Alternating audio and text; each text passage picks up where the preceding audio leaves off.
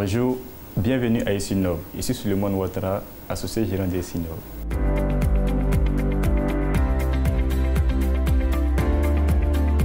J'ai fait le bac en comptabilité dans la commune de Port-Boué, également un BTS en finance comptabilité et gestion d'entreprise dans la commune de Cocody. J'ai eu également une licence professionnelle en finance comptabilité au Plateau, également un master en audit de contrôle et gestion au Plateau, et j'ai également une expertise comptable anglo-saxon que j'ai eue à l'extérieur du pays.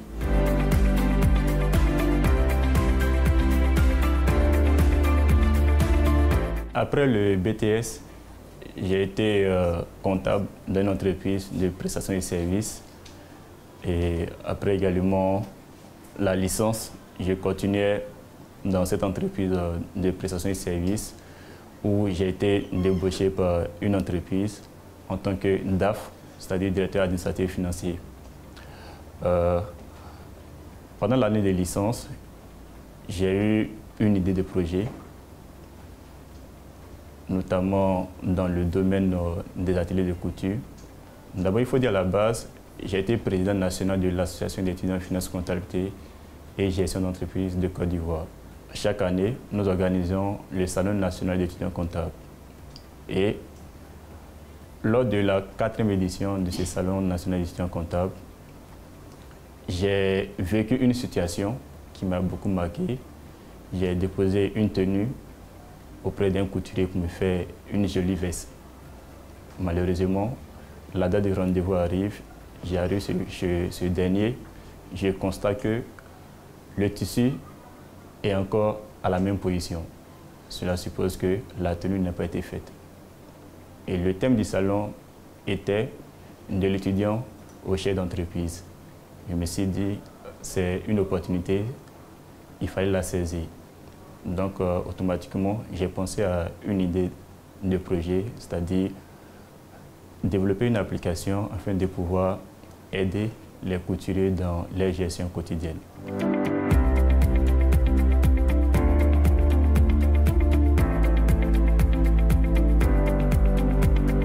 Pour développer l'application de gestion des ateliers de couture, j'ai eu le soutien d'un ami qui était le président de l'association d'étudiants en sciences informatiques et télécom de Côte d'Ivoire, qui m'a proposé 2 personnes avec qui nous avons fait chemin dans le développement de cette application-là.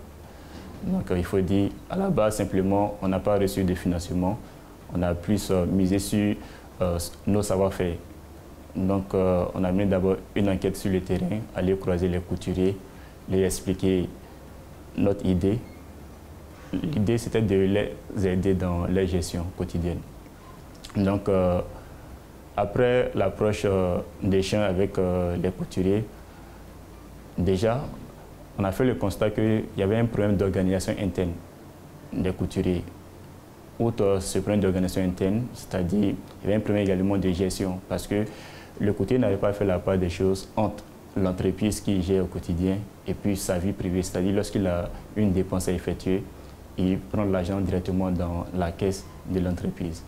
Donc, nous, qu'est-ce que nous avons fait? Nous avons mis en place une application qui retrace l'activité quotidienne des ateliers de couture. C'est-à-dire, lorsque vous arrivez dans un atelier de couture, on vous enregistre votre nom, prénom, votre contact, vos lieux de résidence. Outre cela, également, on prend vos différentes mesures. Donc, l'application permet également de faire tout cela, prendre les mesures des clients. On reçoit également la matière déposée par le client. On a la possibilité de prendre en photo et mentionner la date de rendez-vous. La date de rendez-vous, 3 jours avant la date de rendez-vous, l'application va rappeler au couturier qu'il a tel nombre de rendez-vous. S'il voit qu'il n'est pas en mesure de pouvoir honorer ces rendez-vous-là, via l'application, il a la possibilité d'appeler le client, reporter le rendez-vous. C'est encore plus professionnel que de laisser le client se déplacer, qui dépense son énergie en carburant et il vient, il est tout frustré parce que sa tenue n'est pas encore terminée.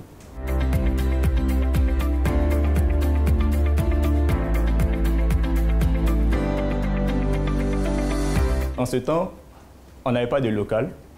généralement, lorsque nos clients nous demandaient où se situe notre bureau, on disait simplement que nous sommes aux 2 plateaux à l'ambassade de Chine, non loin de l'ambassade de Chine. C'était une manière pour nous de pouvoir rassurer ces clients-là. Mais on n'avait pas de bureau.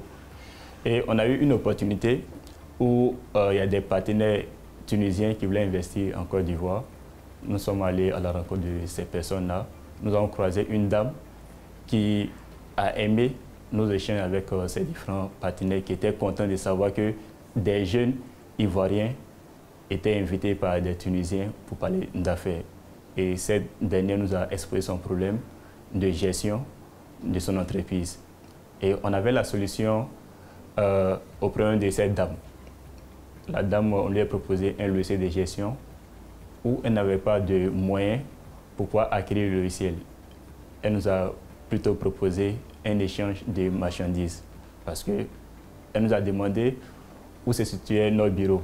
On était franc avec elle, on a dit on vient de démarrer, on n'avait pas de local. Elle nous a fait savoir qu'elle pouvait mettre à disposition un local. En tant que jeune entrepreneur, nous étions contents. On a décidé de mettre à la disposition de cette dame-là notre logiciel de gestion en contrepartie du local. Nous avons exercé 1 an dans ce local-là sans payer 5 francs. Donc ici, simplement, ce qu'on a plutôt mis en avant, simplement, c'est notre savoir-faire. Et progressivement, nous avons essayé d'agrandir le local à notre goût, selon les besoins de nos clients.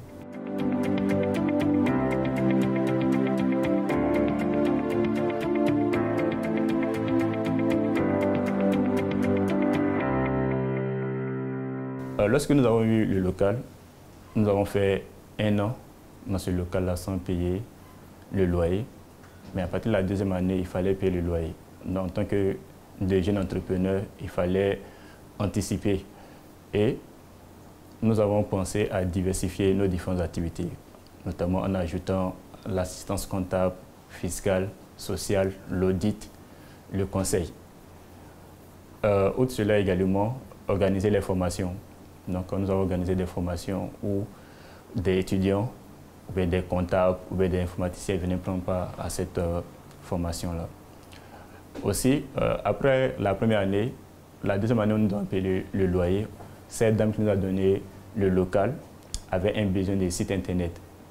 Donc là également, nous avons fait l'échange des marchandises. On a conçu le site internet pour mettre à la disposition de la dame qui, en contrepartie, devait prolonger le délai d'utilisation du local.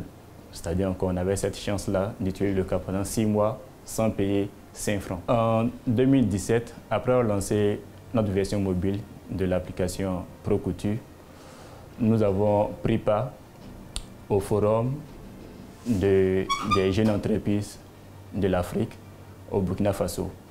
Et c'est là est venu notre boom. À cette rencontre, nous avons eu l'opportunité de candidater à 2 appels d'offres. Un appel d'offres au niveau d'une structure étatique et puis un autre appel d'offres au niveau d'une entreprise de transport des marchandises. Donc, par la grâce de Dieu, nous avons été sélectionnés par l'appel d'offres où on devait mettre à la disposition de cette structure étatique-là un logiciel de gestion de stock et l'entreprise de transport logistique un logiciel de gestion de parc automobile. Donc, arrivé au pays, après cette activité, vu les enjeux, nous avons décidé de démissionner de nos différents postes pour nous consacrer pleinement à cette activité-là.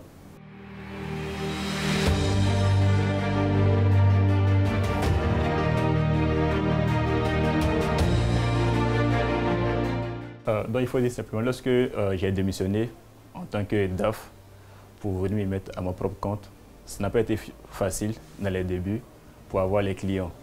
Mais il faut dire progressivement, avec la satisfaction des 3 premiers clients, on a pu avoir d'autres clients qui nous ont fait confiance en utilisant nos produits, que ce soit nos différents logiciels de gestion, que ce soit également le volet assistance comptable également. Pendant ce parcours, il faut dire la difficulté, c'est lorsque nous sommes installés, c'était un peu difficile de pouvoir faire face aux différentes charges.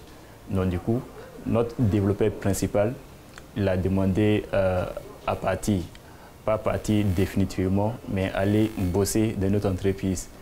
Cela était difficile pour nous dans la mesure où, lorsque les clients nous faisaient des retours, c'était difficile de pouvoir répondre à l'instant T aux différentes préoccupations des clients.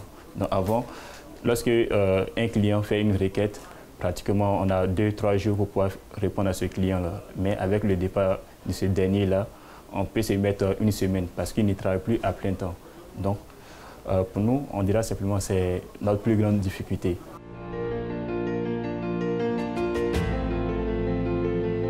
Au début, nous étions 4 associés.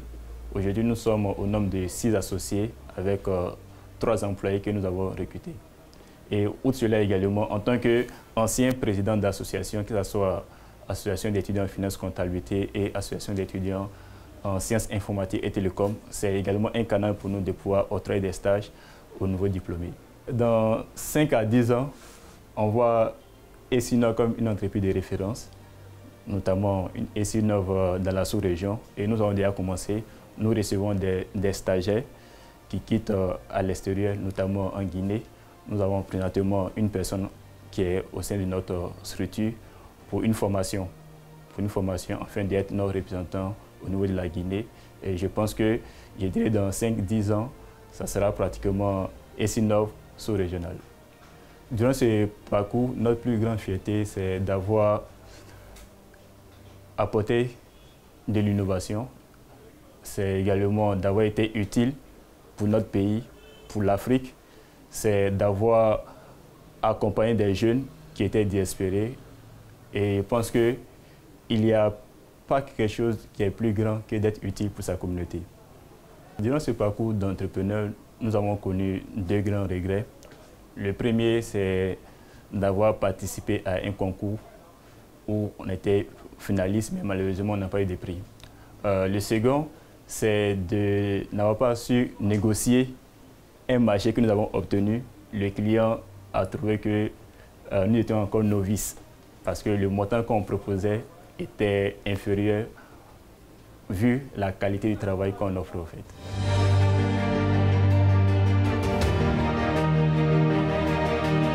Le conseil que je peux donner aux jeunes qui veulent entreprendre, c'est d'abord avoir confiance en soi. Outre cela également, se faire former. Et également, lorsqu'ils ont un client, il faut toujours signer qualité.